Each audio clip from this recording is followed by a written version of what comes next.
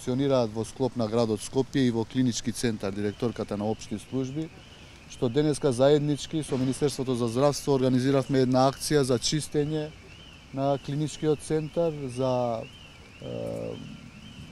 поправање на одредени дефекти што има по тоа се повеќе дупки што се наоѓаат низ патиштата кои ги поврзуваат различните клиники.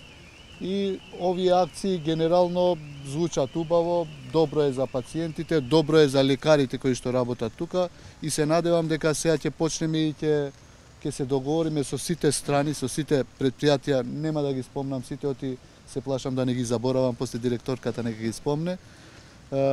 Добро би било да направиме еден фер договор за доброто на пациентите и лекарите, да клинички центар изгледа поубаво.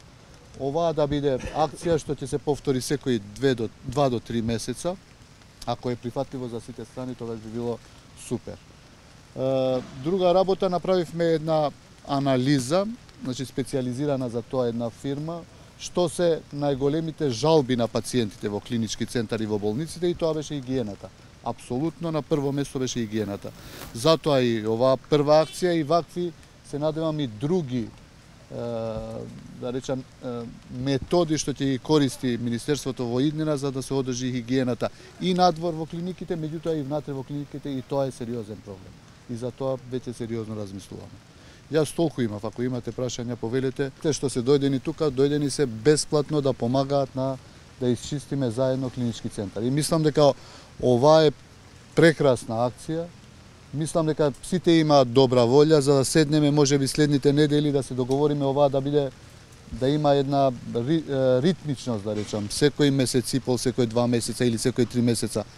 Ќе седнеме, ќе разговараме. Меѓутоа ги поздравувам што стварно излегоа од себе си, дојдоа практично волонтерски да работат во клинички центар.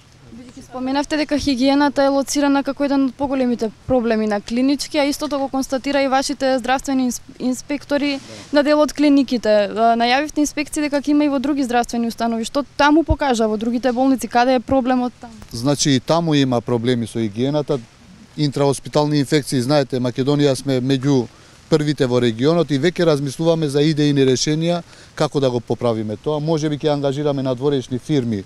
Прво експериментално во 2 болници, јас веќе кажав, гостивар и гинекологија ќе почне една фирма која што бесплатно ќе работи и според тоа како ќе констатираме дали се задоволни пациентите и лекарите и дали интрахоспиталните инфекции се намалени, потоа ќе одлучиме дали тоа би го спровели на уште неколку клиники кај што можеме финансиски. Секогаш ќе ги размислиме и вработените, значи тие што се вработени како чистачи во тие фирми, да не ги отпуштиме, туку да бидат некако ангажирани во фирмата што ќе ги чисти. Меѓутоа, отом потом, за сега нека остане вака. Значи, размислуваме сериозно за хигиената од тие главен лоциран проблем. И следните 5-6 месеци еден од најбитните фокуси мои ќе биде хигиената во сите болници. А за тоа во другите болници има, инспекторатот веќе има решенија за одредени болници за кои што наскоро ќе излеземе и со казни за менаџери, за вработени и така натаму. Како што ќе каже инспекторат. Може ни откриете само каде е најлошо?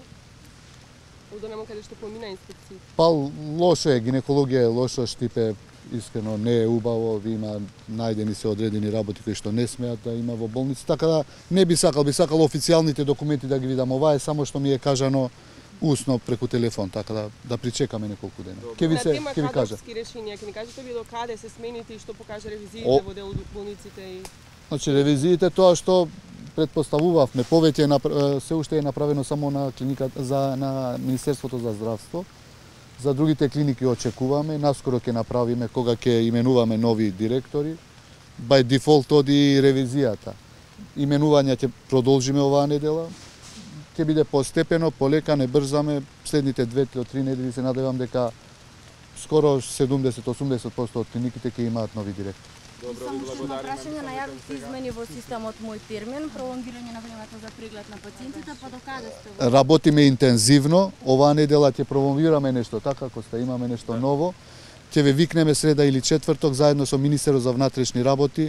Тоа ќе биде една новост, кога се раѓа детето, не оди никаде, туку во болница се дава и сертификат за ова извод на родени и препораки за мајките за следните неколку месеци.